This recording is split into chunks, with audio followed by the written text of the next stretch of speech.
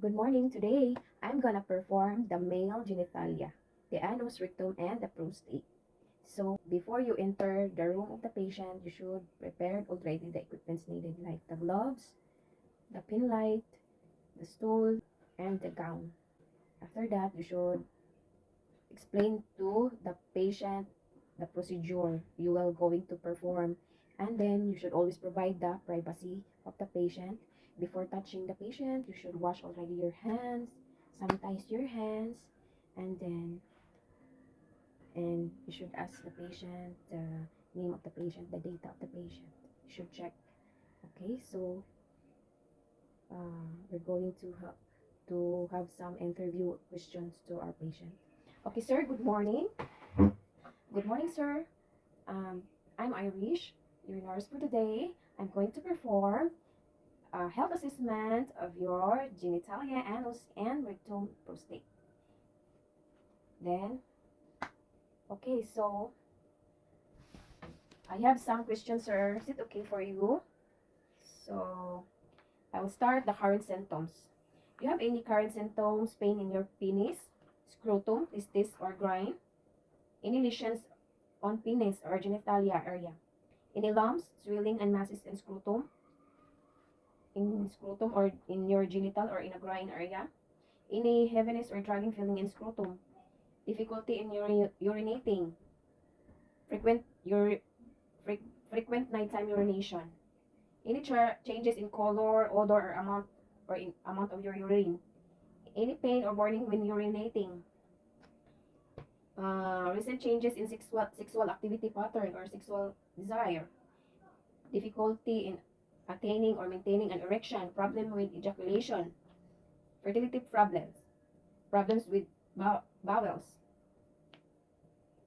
Any constipation, diarrhea, bowel control, color of your stool? Is there any blood or mucus in your stool? Is there any pain or itching in the rectal? Okay. Anal and perineal problems, lumps, ulcers, lesion rashes. Okay, anything?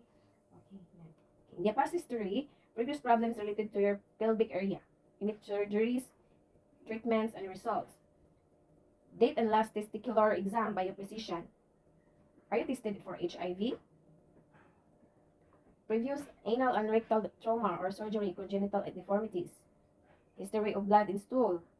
History of prostate enlargement, treatment and surgery on the prostate. Pattern of health screening. Family history of prostate or testicular cancer. Okay, in your lifestyle.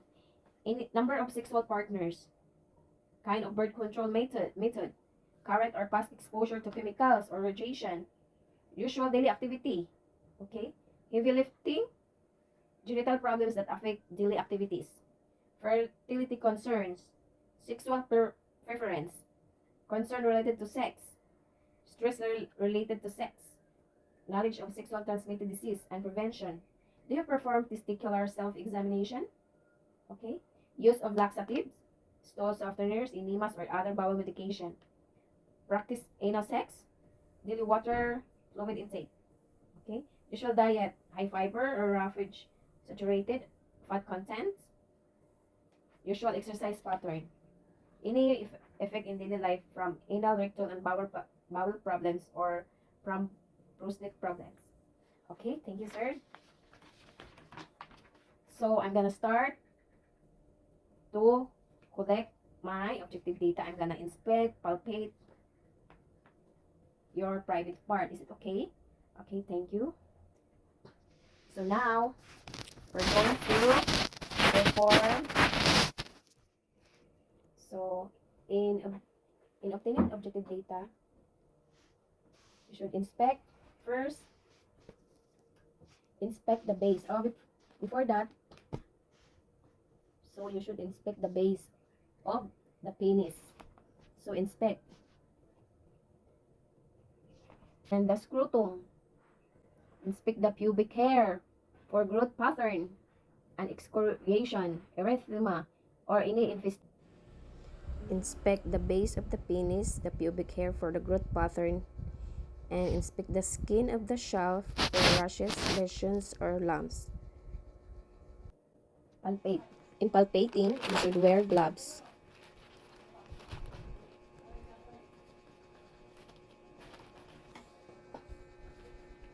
Palpate the shelf for hardened areas or areas of tenderness.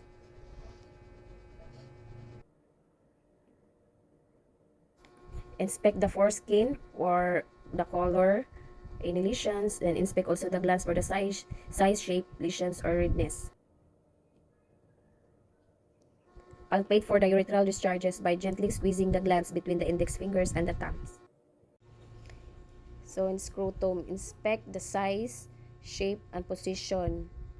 Observe for swelling, lumps, or any bulges. Inspect the skin for the color, integrity, and the presence of lesions or rashes. Palpate the scrotal contents. Note for the size, shape, consistency, and the presence of tenderness or nodules. Palpate each spermatic cord and vas deferens, noting nodules, swelling, or tenderness. Inspect for the inguinal and femoral hernia, watching for the bulges while the clients bear down. Inspect for the scrotal hernia. Palpate for the inguinal hernia, observing for bulges or masses. Palpate for femoral hernia on the front of the thigh in the femoral canal area. Anus and perineal area. Inspect for the lumps, ulcers, lesions, rashes. Inspect for the swelling, any redness, dimpling, or presence of hair in the phelanoidal area. Palpate for anal, sphincter tone, tenderness, nodules, or hardness. Palpate the rectal mucosa for tenderness, irregularities, and nodules, and hardness. Palpate peritoneal cavity for tenderness or nodules or rectal shelf. Palpate also the prostate gland for tenderness, size, shape, and texture. If there is any abnormal findings, just inform the physician or make some referrals.